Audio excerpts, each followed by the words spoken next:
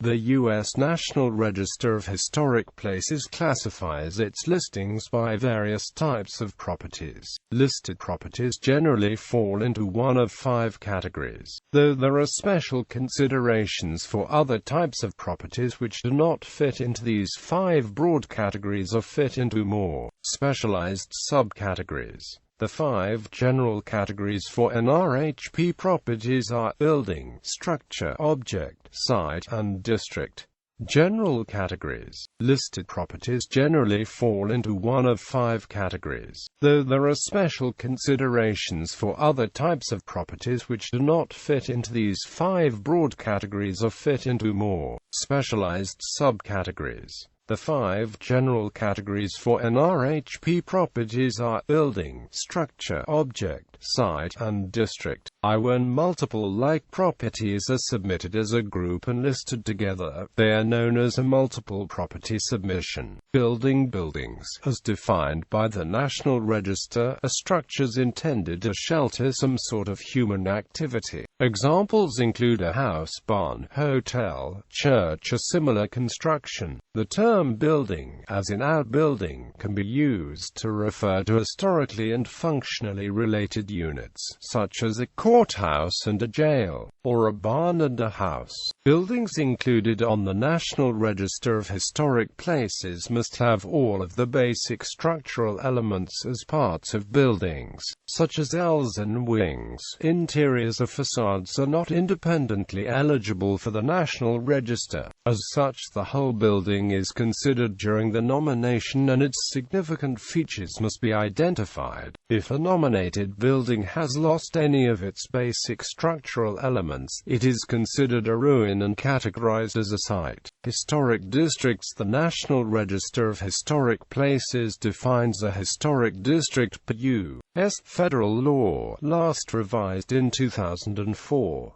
According to the Register definition, a historic district is a geographically definable area, urban or rural, possessing a significant concentration, linkage, or continuity of sites, buildings, structures, or objects united by past events or aesthetically by plan or physical development. In addition, historic districts consist of contributing and non-contributing properties. Historic districts possess a concentration, linkage, or continuity of the other 4 types of properties: objects, structures, buildings, and sites within a historic district are usually thematically linked by architectural style or designer, date of development, distinctive urban plan, and/or historic associations. For example, the largest collection of houses from 17th and 18th century America are found in the McIntyre Historic District in Salem, Massachusetts. Some NRHP-listed historic districts are further designated as National Historic Landmarks, and termed National Historic Landmark Districts. All National Historic Landmarks are NRHP-listed. A contributing property is any building, structure, object or site within the boundaries of the district which reflects the significance of the district as a whole, either because of historic associations, historic architectural qualities, or archaeological features. Another key aspect of the contributing property is historic integrity. Significant alterations to a property can damage its physical connections with the past, lowering its historic integrity. Objects are usually artistic in nature, or small in scale when compared to structures and buildings.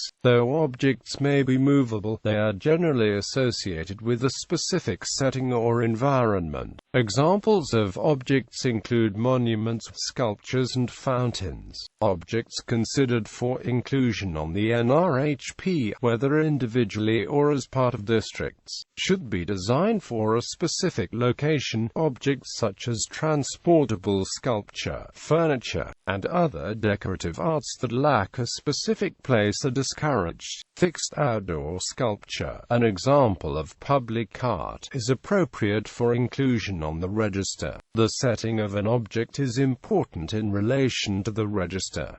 It should be appropriate to its significant historical use, roles, or character. In addition, objects that have been relocated to museums are not considered for inclusion on the register. Sites may include discrete areas significant solely for activities in that location in the past, such as battlefields, significant archaeological finds, designed landscapes, and other locations whose significance is not related to a building or structure. Sites often possess significance for the potential to yield information in the future, though they are added to the register under all four of the criteria for inclusion. A site need not have actual physical remains if it marks the location of a prehistoric or historic event, or if there were no buildings or structures present at the time of the events marked by the site. Site determination requires careful evaluation when the location of prehistoric or historic events cannot be conclusively determined. Structures differ from buildings,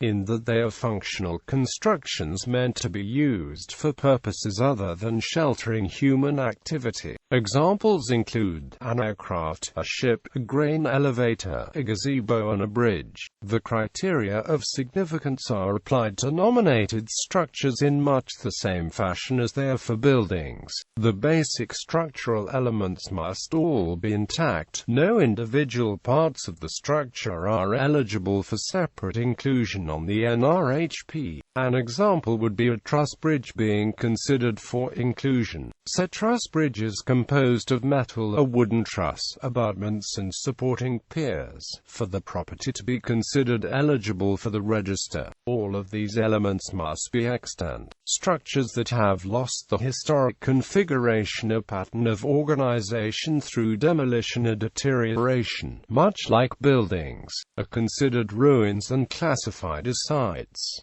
Other categories. There are several other types of properties that do not fall neatly into the categories listed above. The National Park Service publishes a series of bulletins designed to aid in evaluating properties for NRHP eligibility using the criteria for evaluation. Though the criteria for eligibility are always the same, the way they are applied can differ slightly, depending upon the type of property involved. Special register bulletins cover application of the criteria for evaluation of aids to navigation, historic battlefields, archaeological sites, aviation properties, cemeteries and burial places, historic designed landscapes, mining sites, post offices, properties associated with significant persons, properties achieving significance within the last 50 years, rural historic landscapes,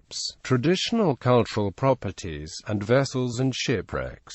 Archaeological sites. Archaeological properties are subject to the same four criteria as other properties under consideration for the NRHP. Archaeological sites also must meet at least one of the criteria. Many listed properties which join the register under the first, second and fourth criteria contain intact archaeological deposits. Often, these deposits are undocumented. For example, a 19th-century farmstead is likely to contain intact, undocumented archaeological deposits. Cultural landscapes. Maritime sites. By its 10th year, 1976, the National Register listed 46 shipwrecks and vessels. In 1985, Congress mandated that the National Park Service undertake a survey of historic maritime sites, including military sites, in tandem with the National Trust for Historic Preservation and the Maritime Preservation Community. The program was known as the National Maritime Initiative. Its goal was to establish priorities for the preservation of maritime resources and recommend roles for the federal government and the private sector in addressing those priorities.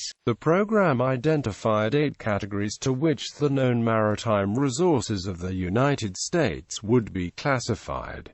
They included preserved historic vessels, shipwrecks and hulks, documentation aids to navigation, marine sites and structures, small craft, artifact collections, and intangible cultural resources. Traditional Cultural Properties 1992 amendments to the NRHP allowed for a new designation of property type, that of the traditional cultural property. The amendments established that properties affiliated with traditional religious and cultural importance to a distinct cultural group, such as a Native American tribe or Native Hawaiian group, were eligible for the National Register. TCPs include built or natural locations, areas, or features considered sacred or culturally significant by a group of people, while TCPs are closely associated with Native American cultures. A site need not be associated with a Native American cultural group to qualify as a TCP for the purposes of the NRHP. The 1992 amendment to the National Historic Preservation Act established properties of traditional religious and cultural importance to an Indian, tribe or Native Hawaiian organization of the National Historic Preservation Act of 1966, as amended in 1992.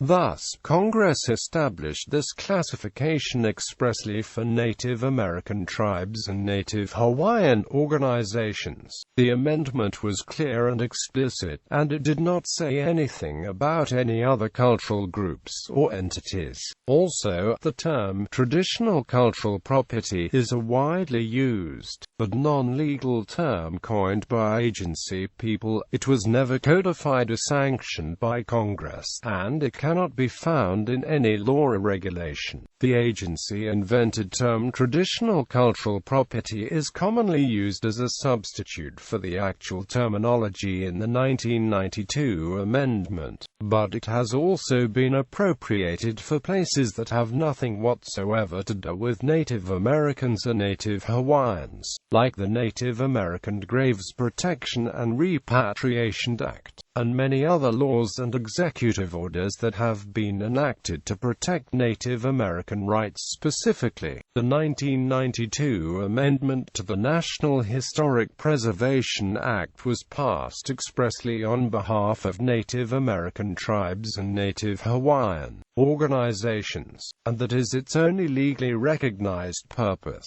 See Advisory Council on Historic Preservation's consultation with Indian tribes in the Section 106 review process, a handbook.